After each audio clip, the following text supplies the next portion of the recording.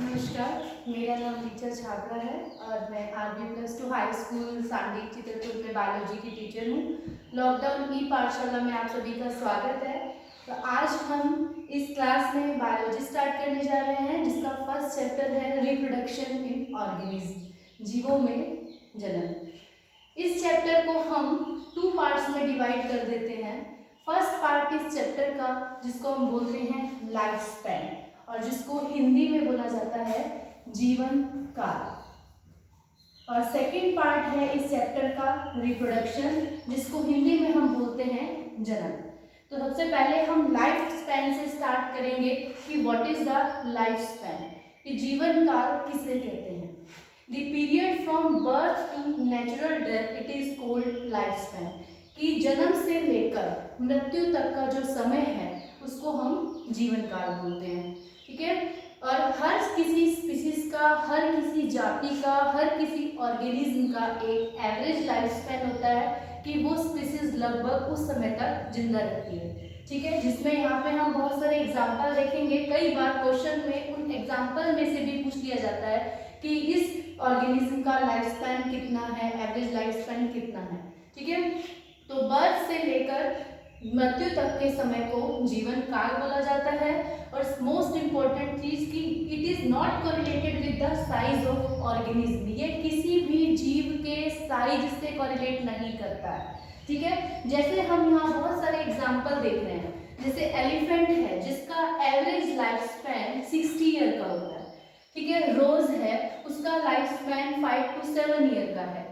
Butterfly है जिसका life span 1 से 2 सप्ताह का है। यहाँ क्रो जिसका लाइफ स्पैन 25 साल का है, और पैरेट जिसका लाइफ स्पैन 140 साल का होता है। अभी हमने एक चीज बोली थी कि it is not correlated with the size of organism, की जीवन काल किसी भी जीव के साइज से कोरिलेट नहीं करता है। जैसे क्रो और पैरेट, अगर हम देखें क्रो और पैरेट का जो साइज है वो लगभग बराबर है, लेकिन इसके लाइफ स्पैन में बहुत सारा डिफरेंस है। क्रो जो है वो 25 साल तक जिंदा रह सकता है, जबकि पैरेट जो है वो 140 साल तक जिंदा रह सकता है।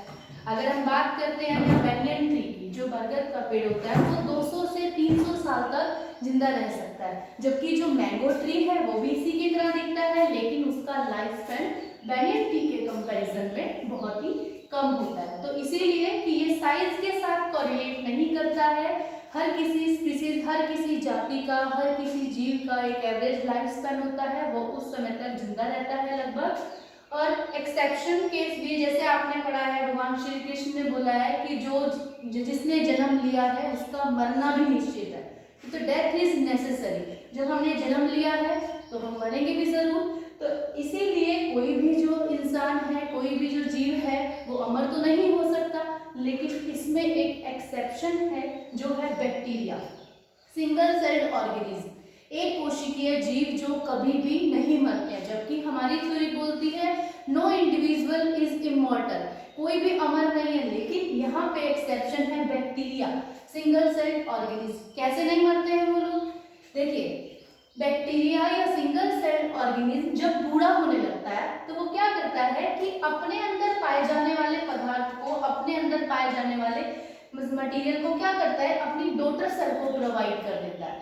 ठीक है, तो जो उसके पास है, जब वो बूढ़ा होगा, जब वो मरने वाला होगा, तो वो डिवाइड हो जाएगा और अपनी डॉटर सेल्स को जो उसके पास है उसको दे देगा। तो जब ये मरा ही नहीं, इसकी डेड बॉडी ही कभी हमने नहीं देखी, तो हम कैसे कह सकते हैं कि ये मरा?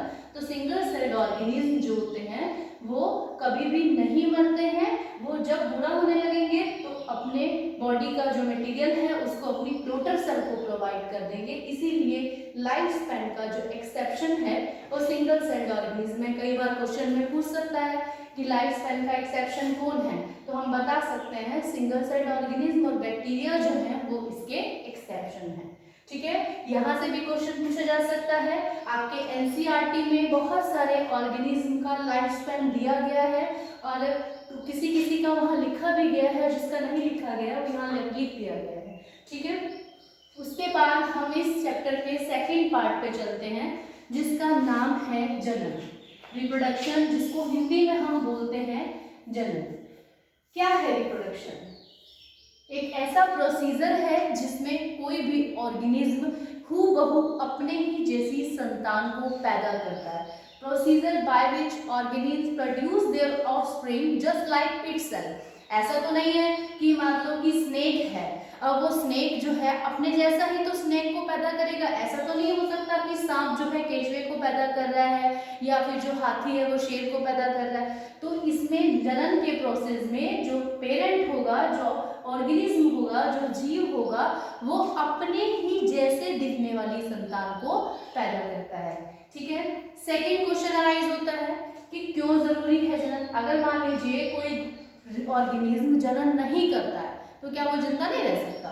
रह सकता है, लेकिन it is important for it ensure the continuity of life generation after generation. कि जैसे मान लीजिए कोई भी जीव है, अगर वो जनन की क्रिया करता है और अपनी संतान को पैदा करता है, ठीक है, तो क्या होगा? पुरानी संतान, पुराने जो जीव होंगे वो मर जाते हैं, फिर नए जीव दोबारा से ग्रो करते हैं, मैच्योर होते हैं, उसके बाद दोबारा से वो लोग क्या करते हैं? जनन करते हैं और अपनी ऑफस्प्रिंग को बनाते हैं। तो इसीलिए क्या होता है कि जब तक धरती रहेगी तब तक वो धरती पर क्या रहेंगे? धरती पर रहेंगे, उनका नामो निशान जो है धरती पर बना रहेगा। तो it ensure the continuity of life generation after generation. इसी जनन की वजह से उसकी कंटिन्यूटी जो है वो इस अर्थ पर बनी रहे, इसीलिए जनन की आवश्यकता होती है। ठीक है। इसमें एक साइकिल है जिसमें कोई भी ऑर्गेनिज्म, कोई ऑफस्प्रिंग जो पैदा हुआ है, ऑफस्प्रिंग मींस संतान, कोई पैदा हुई, पहले वो ग्रो करेगी, अपनी बॉडी को ग्रो कराएगी और उसके बाद मैच्योर हो जाएगी, वो एबल हो जाएगी रिप्रोडक्शन करने के लिए। जैसे मान लीजिए ह्यूमन बींग्स के अंदर है, हमारी मैरिज एज भी है 18 ईयर, इसका मतलब उस समय हम लोग क्या है? रिप्रोडक्शन के लिए एबल हो गए हैं, ऑफस्प्रिंग को प्रोड्यूस कर सकते हैं। तो पहले हम ग्रो करते हैं, फिर मैच्योर होते हैं, उसके बाद रिप्रोडक्शन का प्रोसेस होता है, अपनी संतान को पैदा कर सकते हैं। ठीक है। रिप्रोडक्शन को अगर हम टाइप्स की बात करते हैं तो रिप्रोडक्शन को 2 टाइप्स में डिवाइड किया गया है। फर्स्ट इसका टाइप है एसेक्सुअल रिप्रोडक्शन। एसेक्सुअल रिप्रोडक्शन को हिंदी में हम बोलते हैं अलैंगिक जनन। अलैंगिक जनन को अगर हम सीधा सीधा समझें तो जिसमें लिंगों का भेद नहीं है, जिसमें कोई नर नहीं है, कोई मादा नहीं है, जिसमें लिंगों का भेद ना हो, उस प्रकार के जनन को हम कहते हैं एसेक्सुअल रिप्रोडक्शन, अलैंगिक जनन। क्या इसकी कैरेक्टरिस्टिक है? Only one parent is required to produce their younger one. कि एक ऐसा जनन की एक ऐसी क्रिया जिसमें सिर्फ एक सिंगल पेरेंट चाहिए होता है और वो सिंगल पेरेंट ही अपनी ऑफस्प्रिंग को प्रोड्यूस करता है। कोई उसमें मेल नहीं होता है, कोई उसमें फीमेल नहीं होता है, उसमें सिर्फ एक पेरेंट चाहिए होता है। जैसे मान लीजिए ये एक पेरेंट है, वो क्या करेगा? अपने आप को डिवाइड कर लेगा और अपनी 2 डॉटर सेल्स को प्रोड्यूस कर लेगा। 2 करे या उससे ज्यादा करे, लेकिन उसमें पेरेंट्स में नर या मादा कोई नहीं होगा, सिर्फ एक सिंगल पेरेंट है। अलग अलग एसेक्सुअल रिप्रोडक्शन के प्रोसेस से, प्रोसीजर से वो अपने आप को डिवाइड करता है और अपनी डॉटर सेल्स को प्रोड्यूस कर लेता है। जबकि सेक्सुअल रिप्रोडक्शन, जिसको हिंदी में हम बोलते हैं लैंगिक जनन, जिसमें लिंगों का भेद होगा, जिसमें नर भी होगी और मादा भी होगी। तो सेक्सुअल रिप्रोडक्शन जिसमें एक ही पेरेंट चाहिए था, sexual reproduction in which 2 parents are required to produce their younger ones, कि जिसमें 2 पेरेंट चाहिए। एक पेरेंट मादा होगी, में फीमेल होगी और दूसरा पेरेंट कौन होगा? नर होगा। जैसे हम बात करते हैं ह्यूमन बींग्स की, मान लीजिए कि एक ये मेल है, ठीक है, एक फीमेल है। मेल और फीमेल मिलकर क्या करेंगे? अपने यंगर वंस को प्रोड्यूस करेंगे, जिसमें 2 पेरेंट चाहिए, एक मेल चाहिए, एक फीमेल चाहिए, और इन मेल और फीमेल से क्या बनेंगे? गैमेट्स बनेंगे। ये मेल जो है वो गैमेट बनाएगा जिसको हम बोलते हैं स्पर्म, फीमेल भी एक गैमेट बनाएगी जिसको बोलते हैं एग, और ये स्पर्म और एग जो है फ्यूज होंगे, आपस में मिलेंगे और आपस में मिलने के बाद बनाएंगे जाइगोट। इंटरकोर्स के दौरान ये क्या बनाएंगे? फ्यूज हो जाएंगे और बन जाएगा जाइगोट। और ये जाइगोट जो है क्या बना देगा, ऑफस्प्रिंग को बना देगा, संतान को बना देगा। इस एक सेल से, जाइगोट से पूरा का पूरा बेबी जो है वो बन जाएगा। ठीक है, तो जहाँ पे सेक्सुअल और एसेक्सुअल में अगर हम बात करते हैं, जहाँ सिर्फ एक पेरेंट चाहिए था, सेक्सुअल रिप्रोडक्शन में 2 पेरेंट चाहिए थे, एक मेल चाहिए था, एक फीमेल चाहिए थी। किसी भी सेक्सुअल रिप्रोडक्शन को करने के लिए मेल और फीमेल चाहिए। और जहाँ पर किसी भी ऑर्गेनिज्म में अगर एक सेक्स प्रेजेंट होता है, चाहे वो मेल हो या फीमेल हो, इस प्रकार के जो ऑर्गेनिज्म होते हैं उसके लिए हम जो टर्म यूज करते हैं उनको बोलते हैं unisexual parent. Uni means one, single, sexual मतलब सेक्स की only one sex is present in this organism, या तो ये मेल होगा या तो ये फीमेल होगी। तो जहाँ यूनिसेक्सुअल पेरेंट चाहिए और वो यूनिसेक्सुअल पेरेंट से बनने वाली गैमेट आपस में फ्यूज करते हैं और ऑफस्प्रिंग को बनाते हैं, इस तरह के सेक्सुअल रिप्रोडक्शन को, इस प्रकार के रिप्रोडक्शन को हम सेक्सुअल रिप्रोडक्शन कहते हैं। जबकि एक्सेप्शन है इसका बाइसेक्सुअल ऑर्गेनिज्म। बाइसेक्सुअल का मतलब क्या होता है, बाई जिसमें दो, एक ही ऑर्गेनिज्म है जिसमें दो सेक्स प्रेजेंट है, जैसे टेपवर्म, जैसे लीच जॉक, जिसमें एक ही जॉक है, एक ही जीव है जिसके अंदर मेल भी है फीमेल भी है, वो दोनों आपस में फ्यूज करेंगे, तो ये इसका एक्सेप्शनल केस है कि सेक्सुअल रिप्रोडक्शन यूनिसेक्सुअल में होता है। लेकिन बाइसेक्सुअल जिसमें एक ही जीव के अंदर दो सेक्स प्रेजेंट होंगे, मेल भी होगा फीमेल भी होगा, तो वहां पे भी सेक्सुअल रिप्रोडक्शन होता है। तो ये इसका क्या हो जाएगा, एक्सेप्शन केस होगा, जिसमें बहुत सारे एग्जांपल आपके एनसीईआरटी में भी दिए गए हैं, जैसे टेपवर्म, लीच। तो इस तरह के जीवों को हम हर्माफ्रोडाइट भी बोलते हैं कि क्वेश्चन पूछ दिया जाता है कि किसी एक या दो हर्माफ्रोडाइट का नाम लिखिए कि हर्माफ्रोडाइट क्या है। हर्माफ्रोडाइट बाइसेक्सुअल ऑर्गेनिज्म है जिसमें 2 सेक्स प्रेजेंट होते हैं। अब आ जाइए एसेक्सुअल रिप्रोडक्शन पे। तो एसेक्सुअल रिप्रोडक्शन में जहाँ एक ही पेरेंट था टूट गया, दो डॉटर सेल्स बन गई, तो जहाँ पे एक ही पेरेंट चाहिए था। लेकिन क्वेश्चन यहां से आएगा कि क्लोन क्या होते हैं। देखिए यहाँ पे हमें 2 पेरेंट चाहिए थे, जैसे हमारे दादा की फैमिली अलग है, नाना की फैमिली अलग है। जब दोनों की फैमिली अलग है, दोनों के कैरेक्टर अलग है और बच्चे के अंदर दोनों के कैरेक्टर आते हैं। कुछ कैरेक्टर उसकी मम्मी की फैमिली के होते हैं और कुछ कैरेक्टर उसके फादर की फैमिली के होते हैं। तो वेरिएशंस आ गई कि मम्मी के अंदर दूसरे कैरेक्टर थे, पापा के अंदर दूसरे थे, जो आगे संतान बनी है उसके अंदर मिले जुले कैरेक्टर आए हैं। तो संतान ना तो अपने मम्मी के जैसी दिखेगी ना पापा के जैसी, मिला जुला हमें एक फॉर्म दिखता है, जहाँ पे हमें क्या दिखता है, विभिन्नताएं दिखती हैं। ठीक है, तो सेक्सुअल रिप्रोडक्शन जो होता है विभिन्नताओं के लिए रिस्पॉन्सिबल होता है।